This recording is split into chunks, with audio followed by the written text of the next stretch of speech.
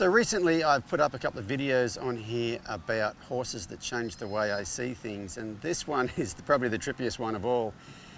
So, you know, the first one was about Sherlock and how he'd made me, question what I'd been doing, because what I'd been doing didn't work for him and had for most other horses. Then I had the Mustang at the clinic in Texas that really made me think about things. And then probably a month later, we had a clinic here at Easter time, so 2 years ago right now. And there was a Mustang in this clinic, and he was 7 weeks out of the wild. He was in one of those Mustang makeover things. And the trainer had done a good job with him. I think he'd had 10 rides on him, could do all the groundwork and stuff. But this horse just was kind of checked out, as in he stood almost with his legs kind of braced, his head in the air, his ears didn't work, his eyes didn't work. He was just kind of shut down, lights were on, no one was home. He had no expression.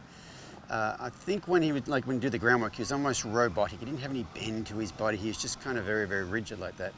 And so I thought I'd try with him kind of what I did with the Mustang in Texas. And so I thought I want to stay below his threshold of worry, but I want to kind of encroach upon it a little bit. So I took a hold of the lead rope, and all I did was, like I said, he was standing very upright headed, ears didn't work, eyes didn't work. And I walked towards him very slowly, and I got a certain distance from him, and he raised his head up very, very slightly. And when he did, I just stepped back and waited for him to process that. And the first day, that's really all I did with him, was step forward, step backwards, wait for him to process. And after a while, he started to come alive a little bit, like he was kind of aware of me. He was aware of me, but he was kind of internalizing everything. After a while, he started to become alive a little bit, and he almost looked like he wanted to engage with me, but it was too much with me facing him. So I turned side on, and he would come up and maybe sniff me, and then he stepped backwards. And so probably after about half an hour or so, I thought, I'm going to try something different, because even me with my back to him is too much, but he'd like to investigate me. So I crossed my legs and sat down in the arena. And as soon as I sat down in the arena, he spread his 4 legs apart and urinated. Took a big old leak, and everybody said, oh, look, he's relaxed. And at the time I said, I don't know if that means he's relaxed or not. Since then, I've looked into the science of it, and horses, when they are stressed, will hold urination, and when they relax, they will urinate. So that was an indication of his relaxation. But that's all I did with him the first day, was step close to him, or closer to him. Notice when he got the slightest bit concerned, step back and just wait for him to process that. And by the end of the first day, he started to kind of come alive a little bit. The second day, I did much the same thing. I probably did a little bit more of actually trying to get his attention. When he'd look off, I tried to get his attention really without putting any pressure on him. I might slap my leg or something like that, just to get him to be a little bit more aware of me.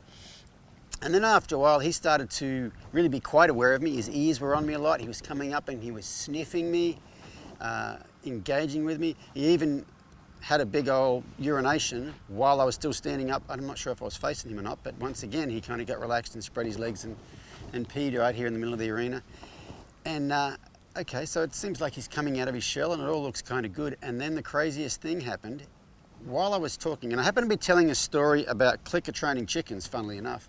But while I was talking, I was in this arena, while I was talking about this, his head came up, and he got really, like, a lot of presence, and his head kind of came up, and his ears were like that, and he was looking at something. And at the time I said, I don't know what that is, but it's something, it's different, And then he took off and he kind of walked around me, and I couldn't really figure out what was going on until, he walked around me in a couple of circles, and they were nice round circles, and the lead rope was loose and stuff, and I couldn't figure out what was going on. And people said, I think he's protecting you from the chicken. And I looked up, and I've got chickens around here, and they'd been in the arena the day before. He hadn't seen him at all, and this day there was a chicken walking close to us, and they thought he was protecting me from the chicken, which I didn't think was a thing, so I didn't pay that much attention to it. I mean, I suppose I did at the time, but I videoed it, and after the clinic was over, I went back and watched the footage, and I'm pretty sure that this horse saw me as a valuable asset, as an ally, and something that needed to be protecting, something that he needed to protect from outsiders. And have a look at this video, see what you think for yourself. But this is what happened, and it was pretty crazy. This whole thing for me started, I know what house we lived in, so I know what year it was. So Tyler was about 4, 3 or 4, so it's probably 1998. So there's a magazine now called Eclectic Horseman. Well, its precursor was called The Trail Less Travelled, okay? Same lady published it, and it was the same thing. It's like real thinking horsemen. And I'd been getting it for a while, and there was an article in there, and the title of the article was called Chickens Don't Lie. You ever seen it? I wish I could get a hold of it. I had those in a box at my mother-in-law's house, and the mice ate them, and so I can't find that article ever. Anyway, but it was reading that article one night, and I just had this like, wasn't an epiphany, but it was like, you've got to be kidding me. Like, really? I don't know what it was about that article. He's starting to breathe differently now for whatever reason. Maybe because I'm getting excited, I'm talking faster. I'll slow down here. And what it was written by a lady, and to pass her 2-year or 4-year college degree, they had to clicker train a chicken to be on a table, and on the table was a stick, a ladder, and a cup at the top of the ladder, and they had to get the chicken, I don't know what that was, but it was something, so I'm going to let it go.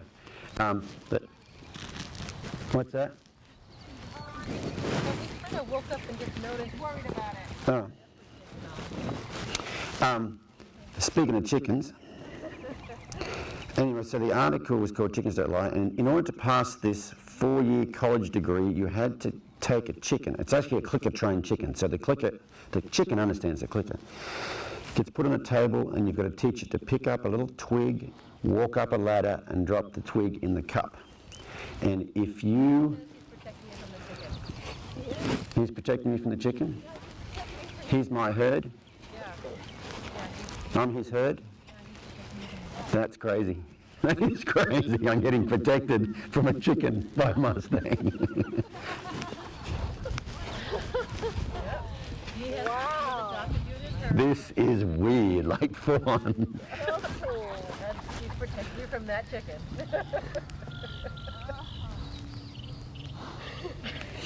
I gotta get me one of these. I got a chicken, now I got the chicken of the horse world. Look at that. Chicken, you might get kicked in the head here in a minute. You might get kicked. We might have... No, he was fine with the chicken yesterday. Yeah, but he was shut down yesterday. I don't know if he saw the chicken yesterday. Right, he was shut down, but now he's adopted you in his herd. They're like this. A lot of them are like this. So anyway, I digress. So you had to teach this...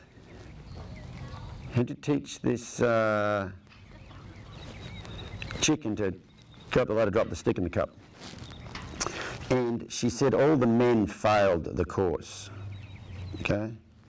Because when the chicken didn't do what they wanted, and the chicken would jump off the table. And if the chicken jumps off the table, you failed. You have to keep the chicken on the table. So if you're, if your chicken starts getting towards the edge of the table, forget the stick, cup, the ladder. Get the chicken back to the, reinforce coming back to the middle. So that was number 3 in horses that made me change the way I look at things, and I thought that was quite crazy. My son Tyler and I were going to Kenya not long after that, and I said I wouldn't be any more surprised if I was walking along and a monkey climbed out of a tree and handed me half of his banana, because there was no reason for that horse to do that, except the fact he knew I was listening to him. He knew I was there for him, and I had his best interest at heart. And I hadn't asked him to do anything, apart from get his attention every once in a while, quite a bit, but I hadn't asked him to move or do anything for me apart from get his attention. So that one really changed how I thought about things, because I don't know, probably the first time in my life that I can recall a horse actually doing something for me without me having asked for it or trained him to do it.